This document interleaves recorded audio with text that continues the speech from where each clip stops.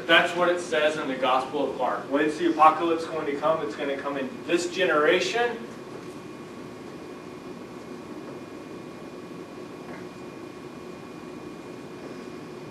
Before everyone in this group dies.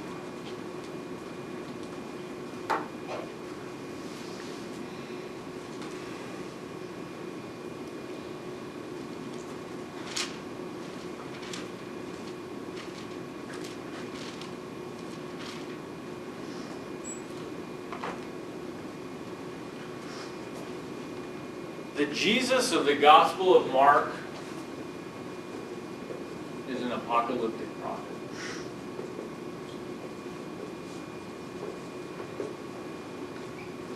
In the Gospel of Mark, Jesus says, the end is coming. The world is going to be destroyed. Which side is going to win? Okay. Yeah, you know the good is going to win. How do you get on the good side?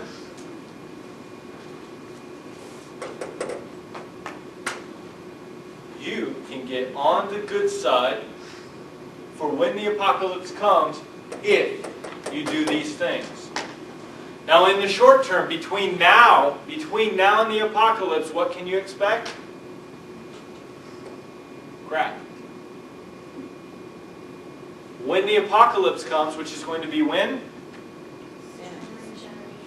In this generation, when it does come, you will be repaid times 100 of what you lost.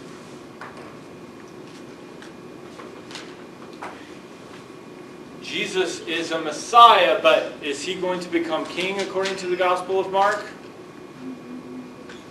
No, he expects people to be servants of others. Right? Between now and when the apocalypse comes, what you need to do is put yourself last, be a servant to others, follow the commandments, give all your money to the poor, and for Christ's sake, literally for Christ's sake, don't be rich.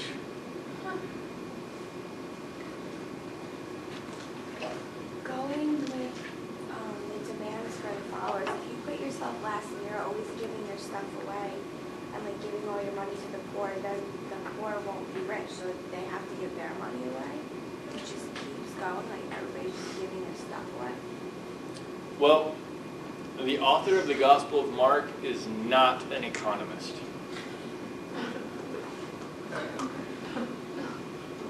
He's not. I mean, you cannot look for sound economic or social political... Like, the author of the Gospel of Mark is not an economist. He's not a political scientist. He doesn't have a sophisticated answer to those types of questions. Does that... I mean, that's just to say your question is a really darn good question. And there's no answer to it in the Gospel. I was going to say kind of like the same note. If you were rich, wouldn't you have more to give to the poor? So that could almost be like a good thing. Like obviously, you know, then you'd give it all away, but wouldn't that kind of, if you were rich at first and then... Like, I guess once you give all your riches away, you're just going to keep being a servant. Get like extra credit. Well, the Catholic Church, value. a lot of people in the Catholic Church take what is called a vow of poverty, right? The right next door, wait, that way, right? There's the Sisters Complex. I don't know if it's technically a convent or not, but anyhow, they take a vow of poverty. They're not allowed to have riches. If they have a savings account, like when they come in, they don't get to keep it. It's like folded into the community. And if they need something, they write a permission request to the community, and the community approves it or not. But they have a vow of poverty in order to not accrue riches. So there are some feasible ways of working out. I mean, there are lots of communist societies that have worked on a small scale where people don't grow riches and the money's shared among the community.